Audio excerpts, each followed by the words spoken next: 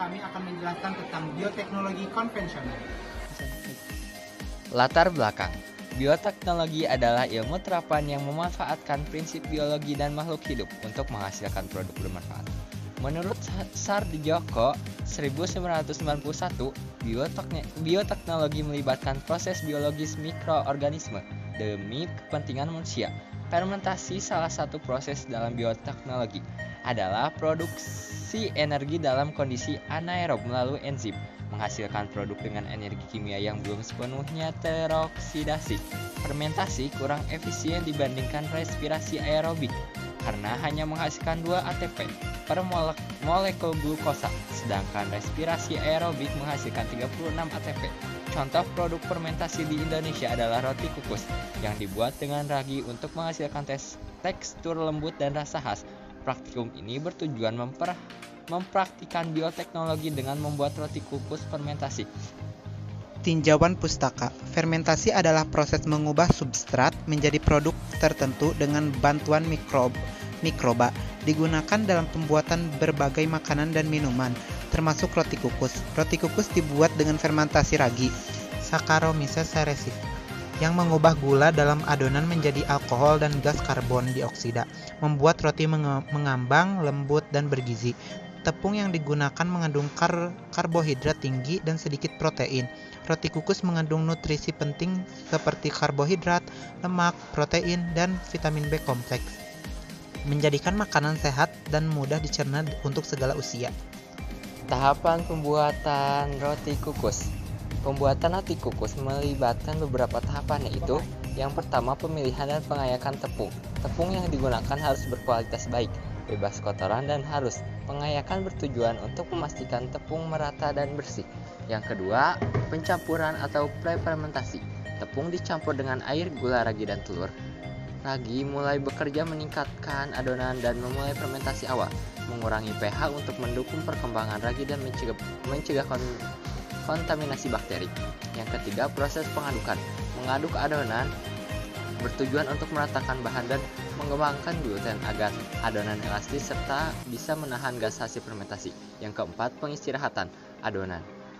Adonan diberi waktu untuk fermentasi lebih lanjut, di mana ragi menghasilkan gas CO2 yang membuat adonan mengembang. Kelima, pembentukan adonan. Setelah fermentasi awal, adonan dibentuk sesuai keinginan, bisa bulat atau dimasukkan dalam cetakan. 6. Pengukusan. Adonan dikukus pada suhu sekitar 100 derajat Celcius selama 20-30 menit untuk memasak adonan hingga menjadi lembut tanpa mengering. 7. Pemasakan atau fermentasi akhir. Selama pengukusan, ragi terus menghasilkan CO2 yang membuat roti mengembang, lanjut menghasilkan roti kukus dengan tekstur lembut dan kenyal. Fermentasi menggunakan 2 jenis mikroorganisme, fermentasi spontan tanpa penambahan ragi, misalnya pada sayur asin, dan fermentasi tidak spontan atau menggunakan ragi atau starter seperti pada roti kukus. Ragi harus memiliki kemampuan tumbuh cepat, ketahanan fisiologis yang baik, dan enzim esensial yang mendukung fermentasi maksimal. Alat dan bahan. Alat 1. Kukusan atau panci pengukus. 2. Mangkuk besar untuk mencampurkan adonan. 3. Sendok atau spatula. Keempat, cetakan roti kukus. Dan yang kelima, kain bersih untuk menutup adonan. Bahan-bahan yang digunakan adalah 1. 20 sendok makan tepung terigu protein tinggi. Kedua, 1 sendok teh ragi. Ketiga, 2 sendok makan gula pasir. Keempat, 2 sendok makan minyak sayur. Kelima, 14 sendok makan air. Langkah kerja. 1. Campurkan tepung terigu, gula pasir, ragi instan, baking powder ke dalam mangkuk besar. Kedua, tambahkan air hangat sedikit demi sedikit sambil diaduk sampai adonan tercampur rata dan kalis. Yang ketiga, masukkan minyak sayur, lalu aduk kembali sampai adonan elastis. Yang keempat, diamkan adonan selama 30-45 menit sampai mengembang 2 kali lipat. Yang kelima, setelah mengembang, buat adonan menjadi bulat dan masukkan pisang ke dalam adonan.